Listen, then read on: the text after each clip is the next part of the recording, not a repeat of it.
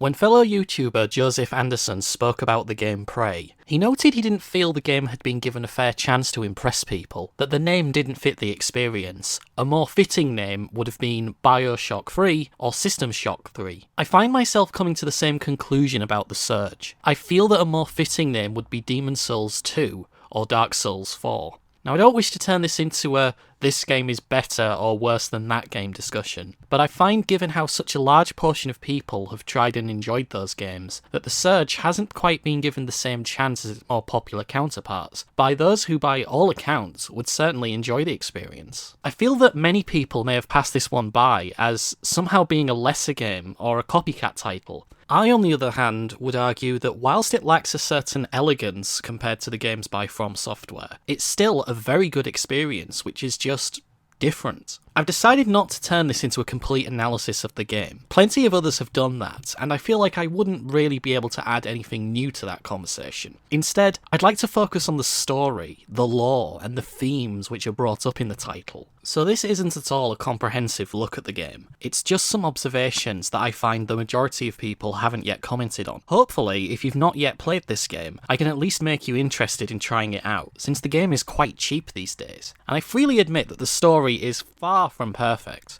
But I also feel that Deck 13 didn't just want to make this a disposable storyline, and that there were some subtle commentaries and deeper themes running throughout it that they wanted people to pick up on. So for your consideration, this is Deck 13's The Surge.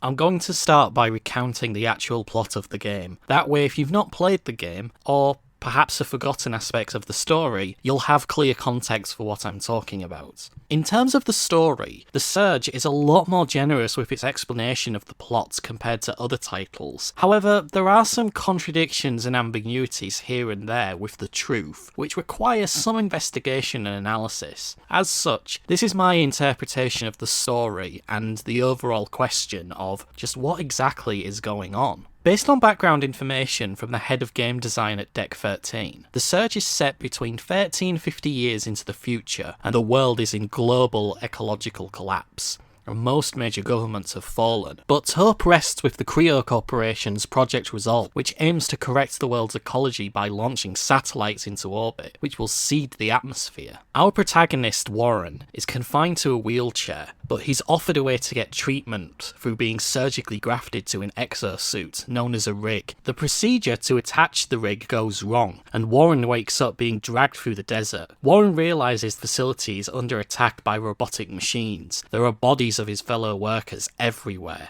and some workers who have survived have gone insane, attacking any surviving humans on site. Warren quickly makes contact with Sally, a Creo executive who agrees to help guide Warren to the executive offices, where survivors have gathered and try to call for help. But the disaster has triggered a security lockdown, forcing Warren to take a long detour. In the Project Resolve biolabs, Warren meets Dr. Chavez, who reveals that Project Resolve is flawed, that whilst it will heal the Earth's ecology, it will take too long, and a side effect of the process will be spreading toxins across the globe, which will cause lasting health issues to humanity. He learns that Creo secretly went with another plan, Project Utopia, a process that uses nanites to speed up the healing process, but this has a very high chance of causing mass extinction to the human race. Warren learns that Creo knew of the danger and tried to cover it up, but Chavez has been secretly working on a non-toxic solution before the disaster occurred. She gives you a USB drive with her evidence on it, and begs you to take it to the board of executives in order to prevent Project Utopia from launching. When Warren makes his way to the executive forum, the floor collapses and he falls into the research and development sector. It's at this moment that security forces begin to clear the facilities, and in an effort to contain the disaster. But since Warren is trying to lift the security lockdown, they see him as a hostile and will attack him on sight. Warren then meets Dr. Barrett, a nanoscientist who reveals that he was the one who designed the nanites that would be included in Project Utopia, and knows about the risk to the human race. But he has a solution. It's to use cybernetic neural skeletons to transfer the consciousness of humans into robotic creatures that will allow them to survive Utopia's process. Warren is able to remove the security lockdown and heads to the board of executives, and he finds that its members are dead. Sally reveals herself as being an artificial intelligence, and explains that during the final vote to decide if the nanites should be included in the launch, the current vote was at a deadlock, and unknown to anyone, the nanites had gained self-awareness, and realising the danger to their existence, they responded by launching an attack known as the Surge. Anyone connected to the network was affected, either being instantly killed or driven mad through being controlled by the nanites. Sally was able to keep one board member alive through constantly keeping his heart functioning. At this moment, a fire in the server room takes Sally offline. The board member dies and his vote is rendered void. The final vote is now in favour of Project Utopia. The automated launch process begins. Dr. Chavez contacts Warren and tells him that if they can't stop the launch, they can corrupt the payload, which will render the nanites inert, just as if the original Project Resolved had launched as intended. Warren finds the payload container. At this point, the player can decide to render the nanites inert or leave them fully intact. Warren then battles a mass of nanites called the Rogue Process, in a vision of what the nanites will do to the Earth. After the battle, Warren is knocked out. He wakes just as the final rocket is launched. Warren crawls towards his wheelchair, just as the facility begins to collapse all around him. Depending on the player's actions with the payload, the game ends with either communications all over the world suddenly collapsing as the nanites spread worldwide and begin their assault on mankind, or a military rescue team arrives at Creo to find the nanites are in full control of the facility and have yet to escape the confines of the building. So that's a rough recounting of the actual plot. Let's now move on to some of the themes and pieces of commentary that Deck 13 included into the game, because while some of it is a bit obvious, there's a few hidden details which really give a more in-depth look to both the story and present some interesting thoughts on what many consider is just a typical throwaway science fiction plot. So let's start right at the beginning. At the start of the game, the main character Warren is revealed to be dependent on a wheelchair, and it's surprisingly one of the best examples of show and don't tell in a video game, and the situation also adds a small bit of very subtle commentary that most people just probably won't notice. If you really look at Warren in this scene, his wheelchair appears to be quite basic. And whilst I'm not an expert on wheelchair design, every other piece of technology that we've seen so far appears to have advanced in some way. And I could be very wrong with this, but if you actually look closely on the wheelchair when it's in motion, the wheels even appear to be slightly loose. Warren isn't given the best possible treatment in this world. We see that those in his position can be given the ability to walk again. The rig, which he gets from joining Creo, is the available treatment, but for reasons we don't see, he's denied access to it. The scene and the situation highlights how people in this world are not given the best possible care or treatment. It could also be argued that there's a bit of commentary here on, despite how there being clear medical need and a treatment available, some people are denied access to it. Be it through financial or social reasons, Warren is clearly denied access to the best possible treatment. And do I even need to say it? This is a situation that thousands of people face all over the world on a daily basis. The commentary is very subtle, but it's definitely there. And this links to Warren's off-screen dilemma, which in itself is going to one day present an issue which will face most living people in first world countries. And some may argue that maybe Warren didn't want the treatment, that he was happy the way he was. But the issue is that Warren gets a rig exosuit because in this world, Warren has no choice. He needs one. Based on the details in the opening cutscene and even from the head of game design, governments are disbanded and there are failed states. We know that jobs are at a premium in the world of the Surge, and this is due to multiple factors. The first being automation and robotics. So many jobs in the Surge are given to machines and automated processes. It's put millions of people completely out of work. And this too is an issue that we're facing today in multiple nations worldwide. By 2016, China had replaced over 60,000 human workers with robots, and this number is going to get higher. And currently, there are no laws or any international agreements in place anywhere, at least that I'm aware of, that protects workers from being replaced by automated facilities. Yet we've seen, even in the West, companies are investing millions into this research, upgrading facilities with drones and automated robots. And there's even been some accusations that in some Amazon distribution centres, the ones which have some degree of robotics and automated control, the human workers who are there are treated better than the environments which are 100% controlled by human workers. In the next decade, we're very likely to see more controversies involving human versus machine labour. We're likely to see the issue being a global one well within our lifetimes. These are issues that most nations are going to face very soon. And this is where the game introduces the idea of the rig exosuit,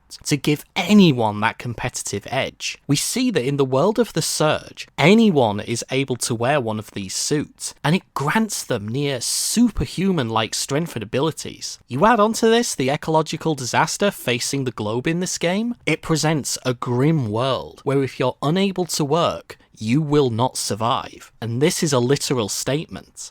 With global governments failing, any national or even private health and social care programs are almost certainly reduced or completely gone. People in this world have no choice but to wear a rig. It doesn't matter your circumstances, it doesn't matter your background, you've got to wear a rig or else you'll be passed up by someone else who will. And this too is an issue that we're facing today. We're starting to see the early stages of this in real life. In 2018, the Confederation of British Industry made headlines after it released a statement saying it was very concerned that several companies had admitted that they had asked and even had requirements that some of their employees had to be implanted with biochips. Biochip applications allow people to gain access or even be denied access to certain parts of a workplace without the need of a passcode or other form of identification systems. They also allow people to log into computers faster, but more concerning, they can also log and record various medical data about the individual that the chip is implanted into. In the vast majority of developed nations, there are laws which prevent people from being dismissed from a job based on sex, religion, and age. But to my knowledge, there's nothing about technology. If two people are applying for a job, or even in a current job, and one person agrees to an implant, but the other one doesn't, an employer can effectively use that as a reason not to hire or even terminate someone. We're definitely going to start to see discussions and even laws created in some countries to protect workers, or more scary,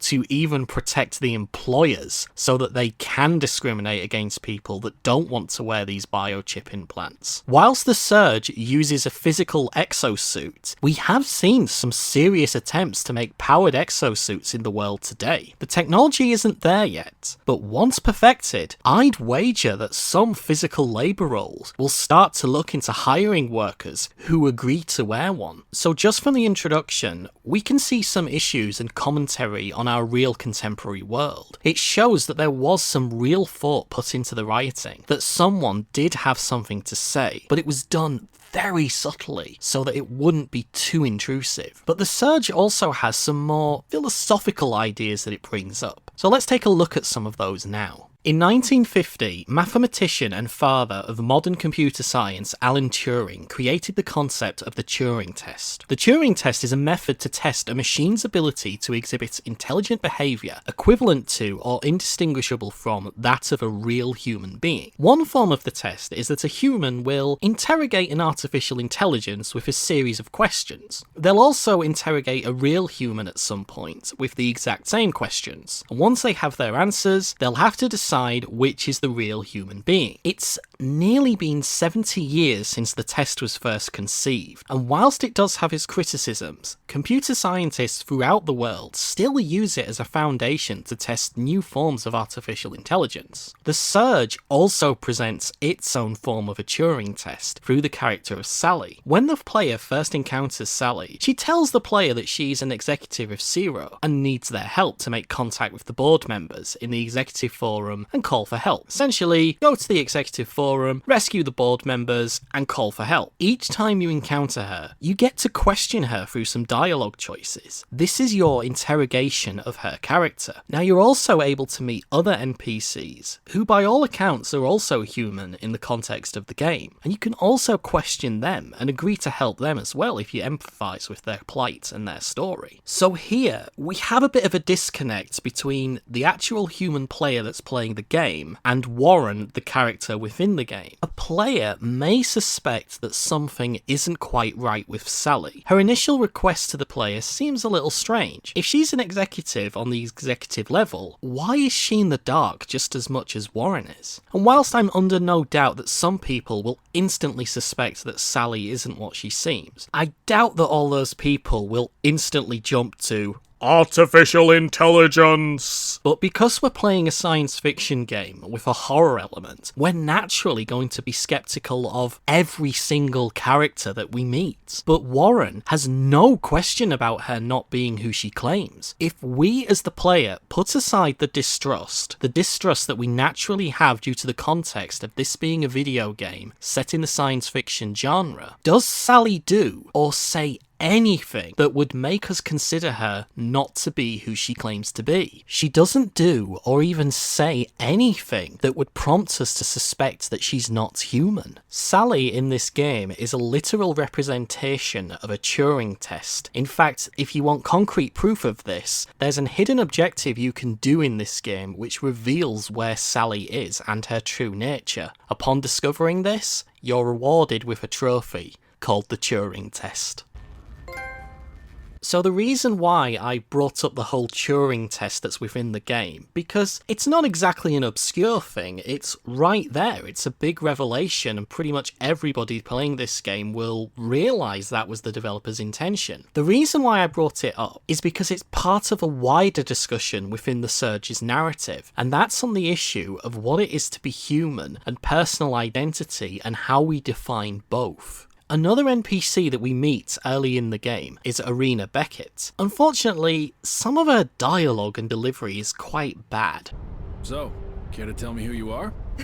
You think I just hand out my number to any guy who comes along? But if you just pay attention to what she actually says and her admittedly poor delivery, she starts to exhibit some very strange behaviour, which makes her seem less human than Sally. When we first encounter her, she identifies herself as an engineer. She's also looking for parts to improve her weapon. She clearly knows about cutting off the limbs of enemies to get their weapons and armour. She's also scavenging to find better parts to craft better weaponry. She's very proud of being an engineer. It's clearly part of her identity and character. But as the game progresses, she starts to show very strange behaviour. Her memory begins to fail, and she claims to be a member of the Zero security team. And when questioned about being an engineer, she completely rejects the idea and claims that she has little engineering knowledge, despite the fact we've seen her looking for parts to craft items and a demonstration of that engineering knowledge. Irina, you're an engineer, remember? You told me this. An engineer? I can barely tighten the screw. Please. My head.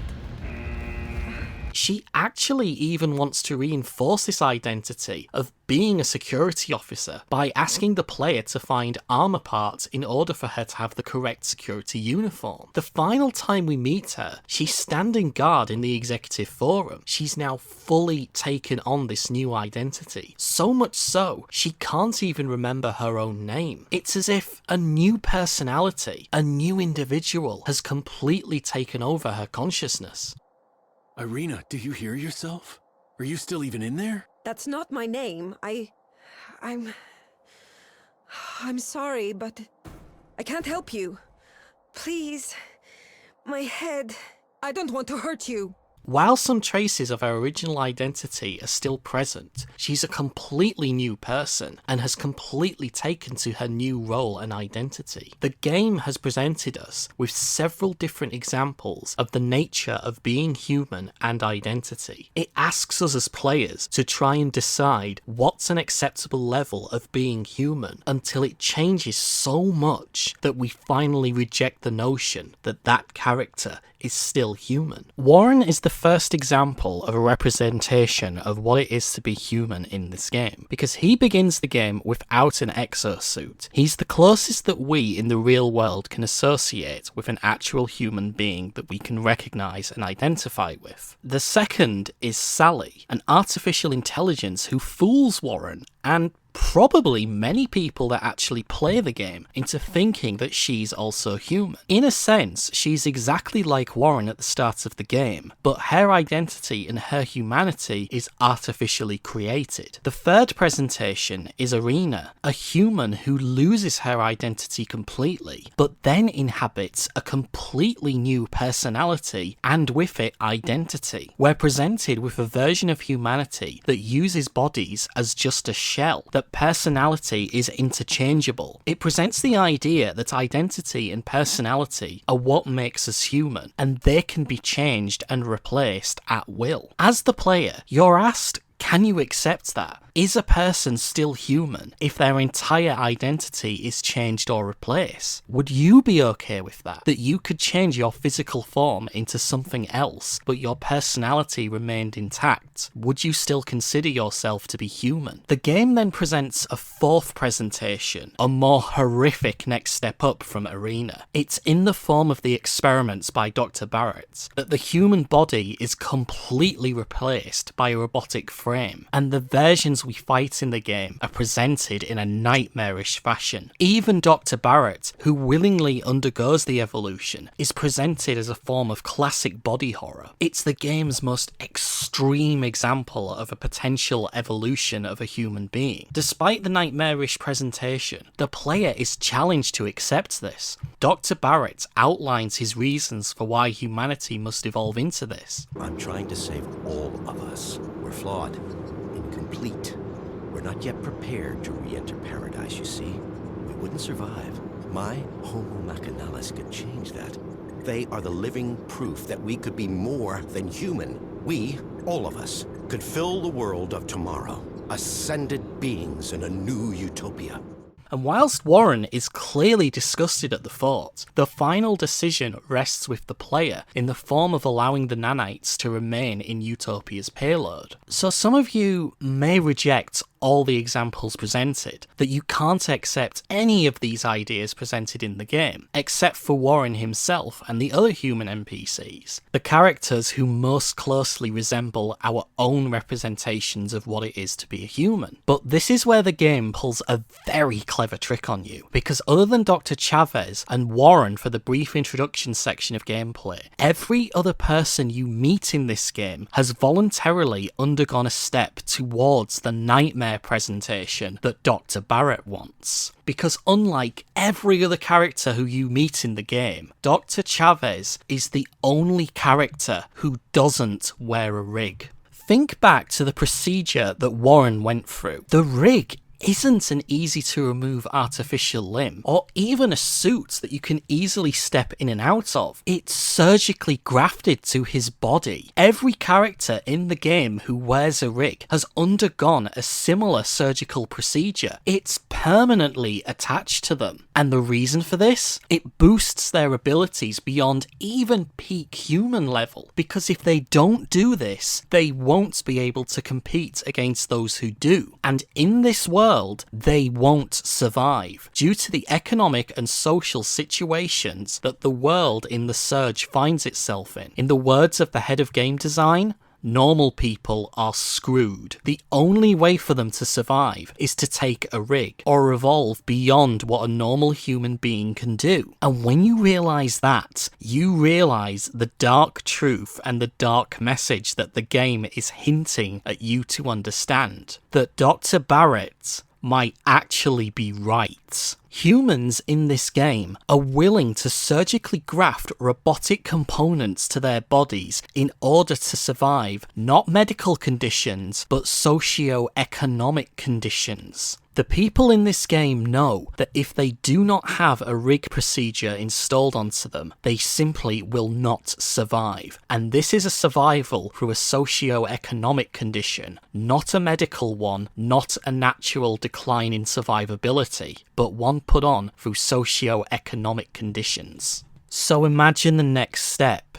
The world in this game is dying due to an ecological disaster, and all forms to fix it are failing. Humanity in this game will have no choice, if it doesn't wish to become extinct, to go ahead with Dr. Barrett's plan, fully robotic forms. The Surge presents a truly dark and terrifying look at what people in our world may one day have to do just to exist and survive. We might look at it and struggle to accept Dr. Barrett's extreme plan because of the nightmare imagery it presents. But if faced with certain doom, with no other choice, do you think we would take it?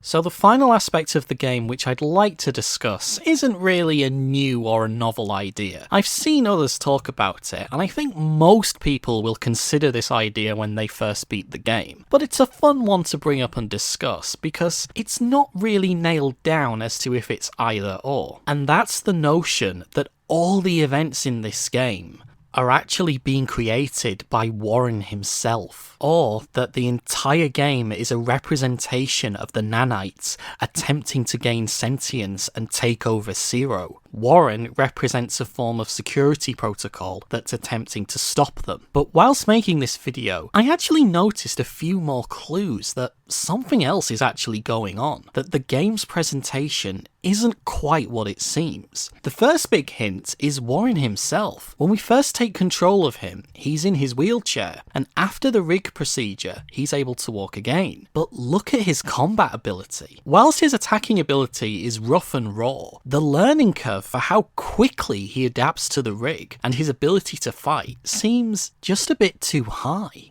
The next big clue comes from what happens when you select a New Game Plus mode. Aside from enemies being stronger, when you reach the Zero facility in the prologue section, there's now a trail of blood that leads from where you select your rig to a random air vent. This wasn't here originally, and the rest of the New Game Plus doesn't address this, but anytime you complete the game, this blood trail remains. It echoes a similar idea to the original Silent Hill and even the film Jacob's Ladder, that Warren actually died during the rig procedure and is trapped, trying every possible outcome until he defeats the rogue process, or that he's really a digital construct, trying to fight the nanites from taking sentience. Each New Game Plus is a new generation of the nanites growing stronger and stronger until either Warren or the nanites are finally defeated. But there's even a third clue which is present during the first playthrough that something isn't quite right.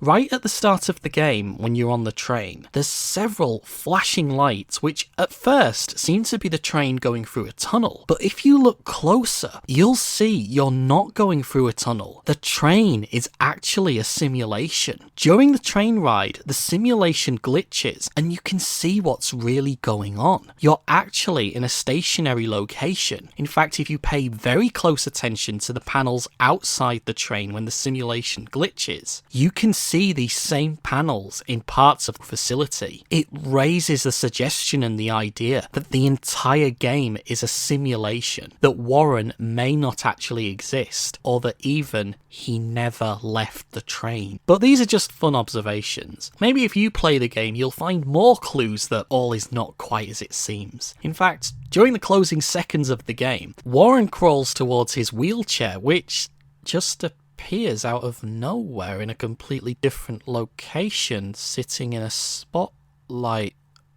My god.